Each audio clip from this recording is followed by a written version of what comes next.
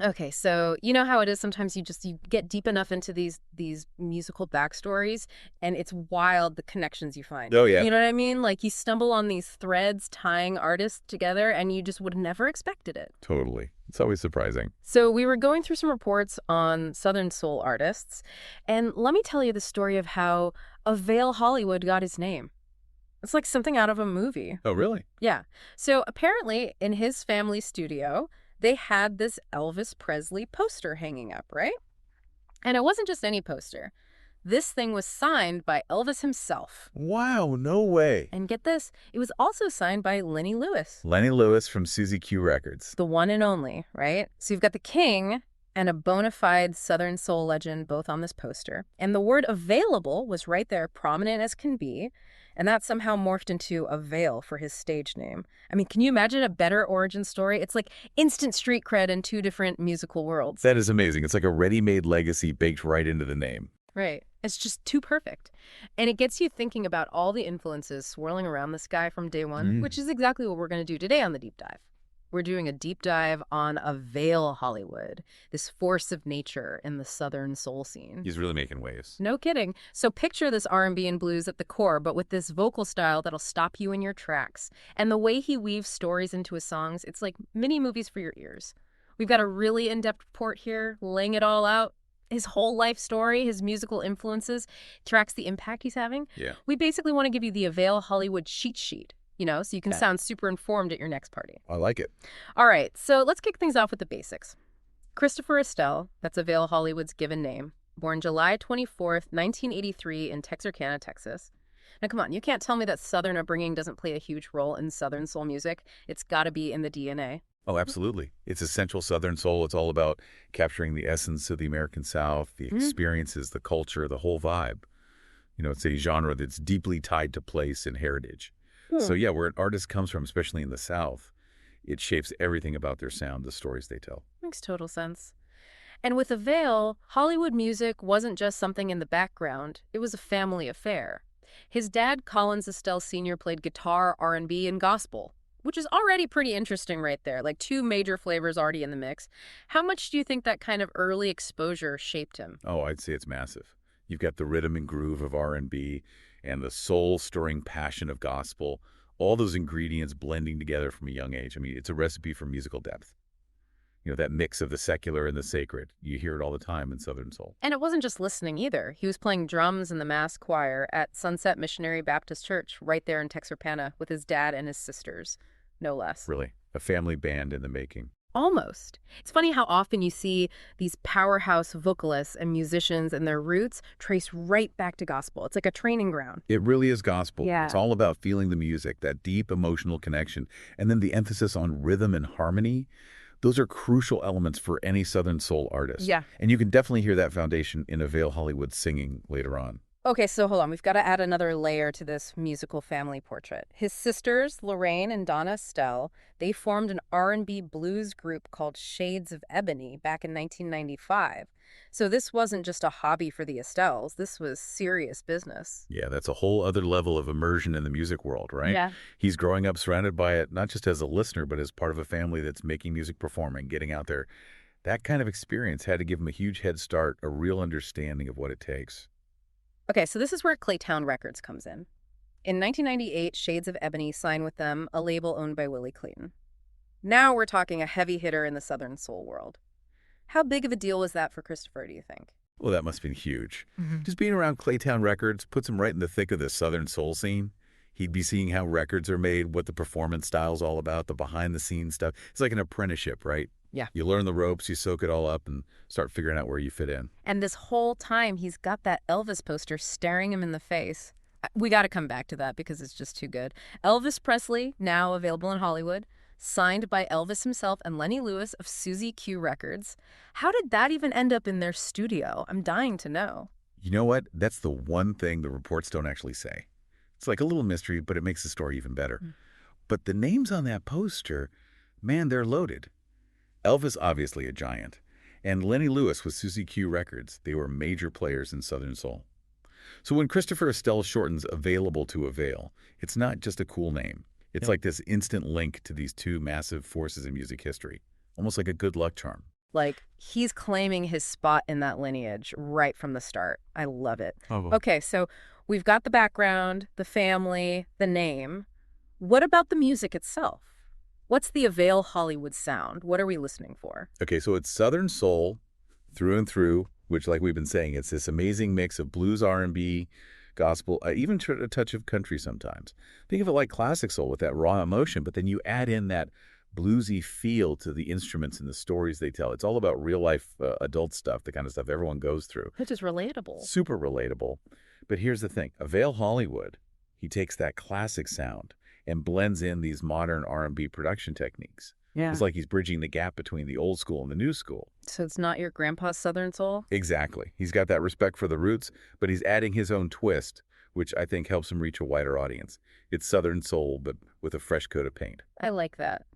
Now, the report talks about his vocals, a distinctive, soulful, expressive tenor voice. What is it about his singing that grabs you? Oh, man. His voice, it's the heart and soul of his music.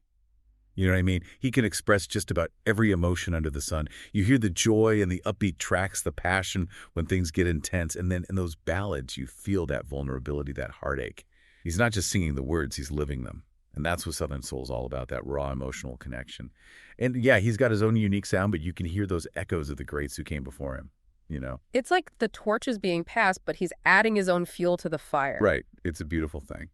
Okay, so let's zoom out a bit. What about the instrumentation, the production? Mm-hmm. What are the sonic choices that make an Avail Hollywood track? So he's a master at blending those traditional Southern soul sounds with a modern R&B vibe.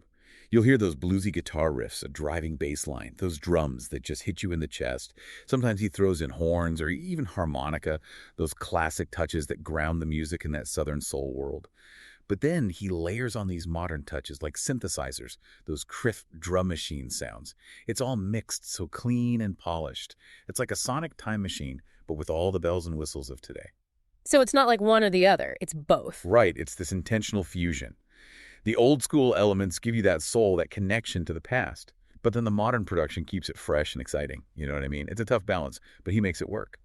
All right, so we've talked about the sound, the influences. What about the stories themselves? What are the themes that come up again and again in his lyrics? Well, according to the report, love and relationships are front and center, along with all the ups and downs that life throws at you. Pretty classic Southern soul territory, right? Yeah. But he goes deep into these adult relationships, the good, the bad, the messy. It's all there. And what makes it hit home is how relatable it is. He's singing about stuff that we've all been through. We've felt those same feelings. It's real life put to music. And the way he does it, it's not just listing emotions. He's telling stories. You can picture the scenes in your head. There's that narrative flow, and you always get that sense of honesty, vulnerability. You know he's not holding back. Okay, so we've got a good grasp on his background, the story behind the name, the musical style. Now let's dive into some of his standout work. His debut album, The Young Gun of Southern Soul, came out in 2009. That's a pretty bold title for a first release. No kidding. Right out the gate, he's making a statement. And it looks like it made an impact. People took notice. It really put him on the map in the Southern soul world, especially the song Don't Leave Me. Oh yeah, Don't Leave Me.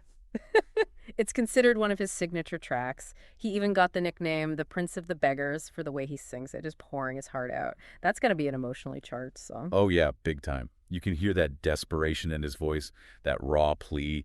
It's the kind of song that grabs you by the heartstrings. Anyone who's ever felt that kind of longing or heartbreak, they're going to connect with it instantly. It's like he's singing their story.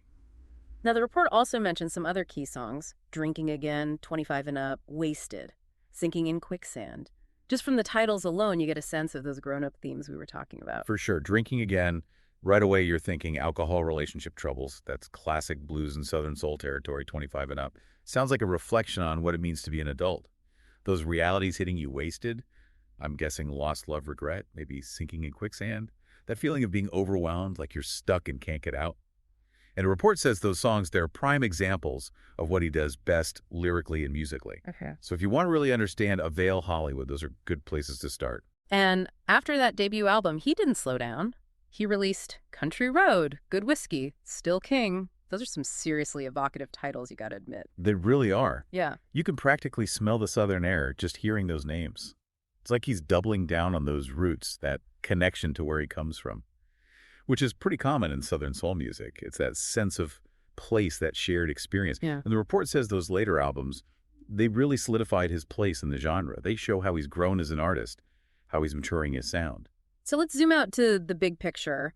Yeah. What kind of impact has Avail Hollywood had on the Southern soul scene? What's his legacy looking like? Well, he's definitely a major player in today's Southern soul world.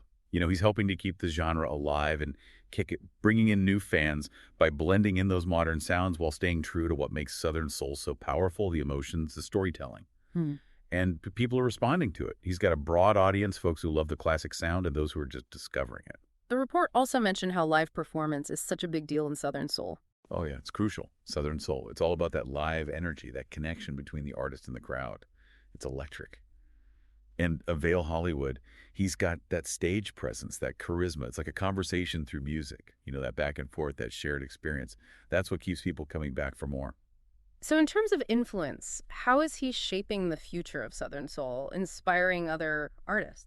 Well, I think the way he blends traditional and modern sounds, that's a big part of it. He's showing that you can honor the roots of Southern soul while still pushing the boundaries, bringing in new elements.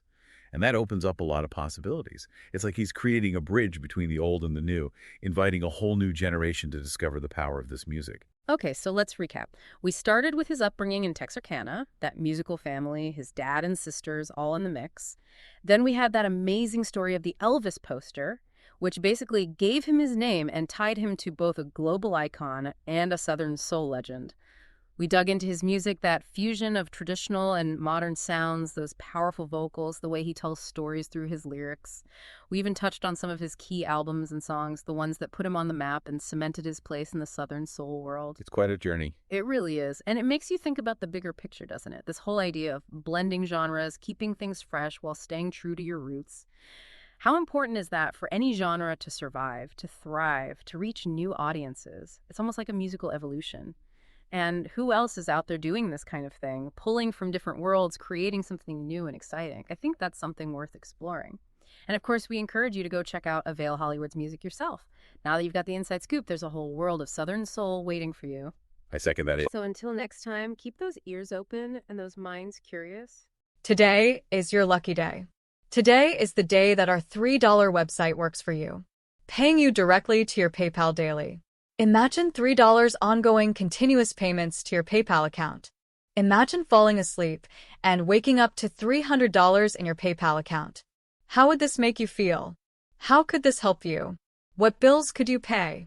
What kind of fun could you have? What does that retirement look like now? All for a one-time payment of $3. This website is DFY done for you, fully built and completely hosted, and never stops collecting payments for you. You have spent $3 on coffee on a regular, but that coffee won't help you create multiple streams of income. Click the link below.